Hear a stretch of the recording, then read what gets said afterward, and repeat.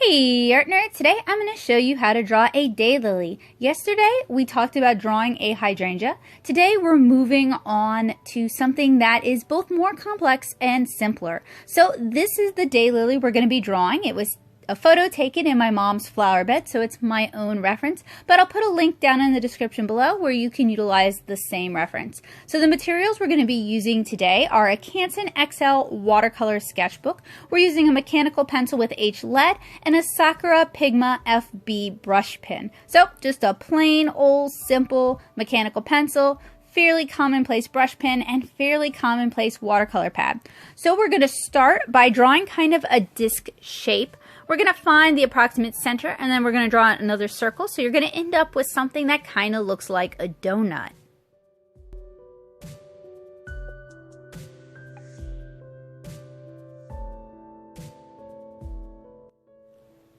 Next, we're going to divide our donut into 3 evenly spaced petals, so it's going to look kind of like the poison symbol or the radioactive symbol.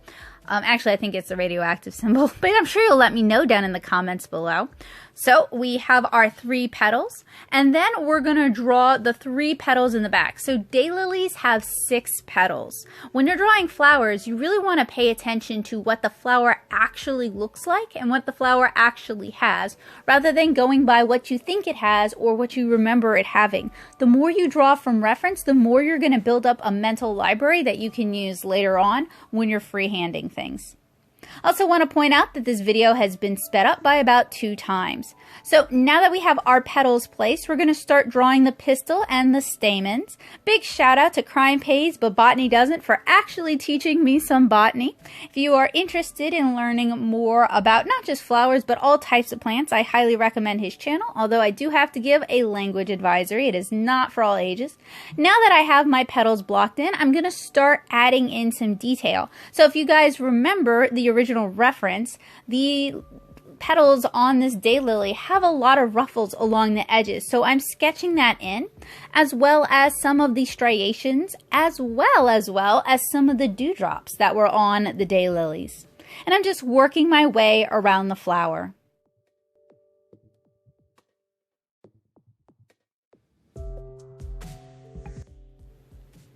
Just as botany doesn't pay, art often doesn't pay. So if you guys enjoy these tutorials, if you've been enjoying my How to Draw Flowers series, and if you want to see me continue to show you guys how to paint these flowers, you can join me over on Patreon at patreon.com/natosoup and help me make this series a little bit more worthwhile financially. When you join me over on Patreon, you gain early access to all sorts of different videos, from drawing videos to art class videos to watercolor videos to alcohol marker videos. So if you enjoy art and you enjoy having it be affordable and accessible, helping me out on Patreon is a great way to do that. So now that we have the base flowers sketched in, I'm sketching in the daylily bud, which is almost as large as the flower. It's kind of an oblong shape. So we start with an oblong and then we subdivide it into kind of the outer part of our daylily. I've also sketched in our daylily leaves, which are kind of long and dagger-like, and now I'm refining the detail on the stamen and on the pistils.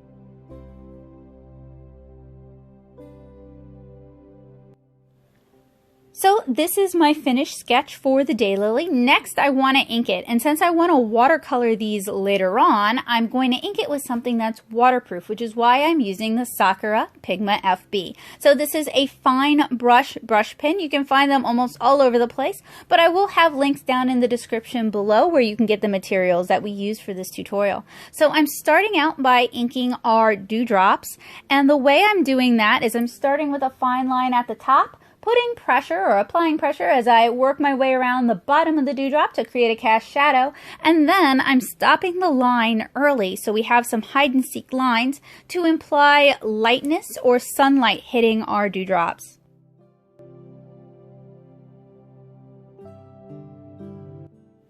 Once I have my dewdrops inked, I'm inking in the ruffles on our Daylily, working heavily from our reference photo and varying where I apply pressure. So the nice thing about brush pens is that they're capable of drawing really, really fine lines as well as much heavier lines. So with a little bit of pressure, I can get a much thicker, darker line.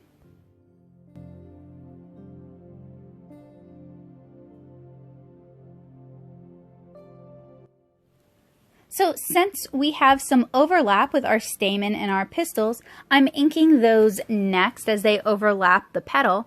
And what I'm doing is I'm basically applying a few lines and leaving a little bit of a highlight. Then very, very carefully, I'm inking the stems on these. Now, if I were new to inking, what I would do for this is I would just do a single thick black line for each one. But I wanted to capture the delicacy, so I'm doing 2 lines for each one, and I'm just working very carefully. If you don't have a steady hand, if you have hand tremors like I do, you may just want to go with a single black line.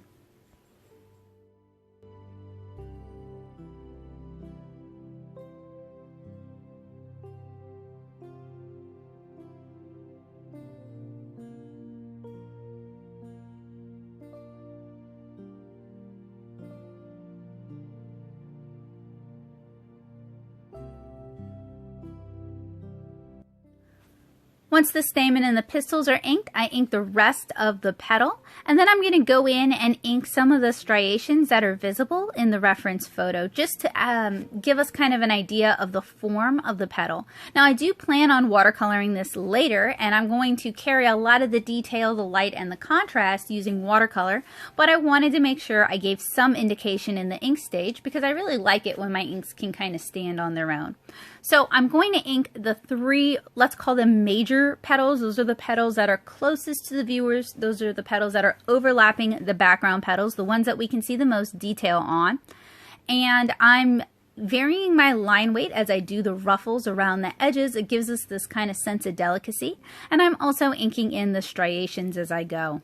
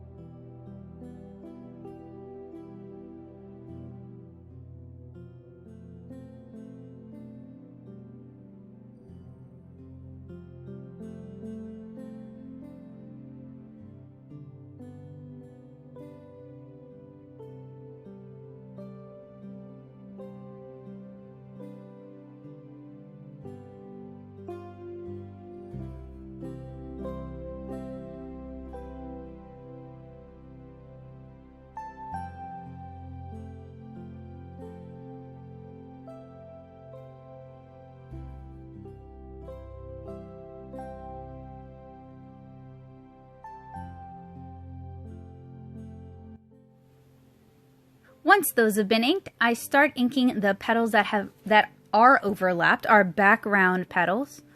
And you may wish to go over your original overlapping petals where they overlap the background petals just to give it a little bit more depth and create a little bit more shadow, but that's really up to you.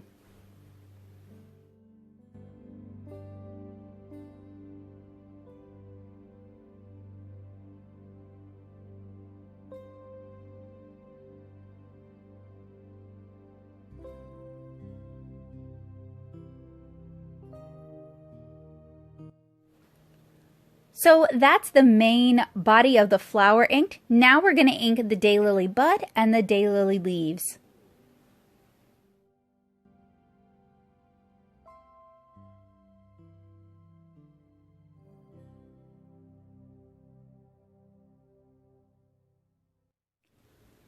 So for the leaves, I try to just use long, continuous, confident strokes, inking using my arm rather than inking with my wrist. For the Daylily bud itself, I'm using a bit of a heavier line weight than I use for the flower, since it's not quite as delicate looking as the flower itself, and it's also in the background. So you can see I'm holding down our paper pad, If I can't help it, I will get it in 2 strokes, but I'm really aiming for 1 stroke, bearing down particularly hard as we ink the bottom side of the leaf. I also add some striations, since those are visible in the reference photo, and they also give an indication of the form itself.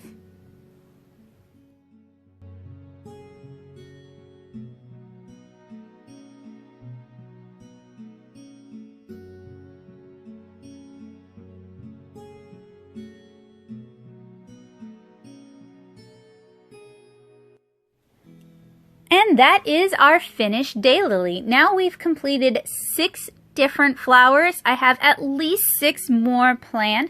I hope you guys will join me for those, and I hope you guys will also join me for when I show you guys how to watercolor all of these. If you're looking for something a little bit more direct, join me on Saturday nights for our Power Hour workshops. So have a wonderful day, guys. Bye!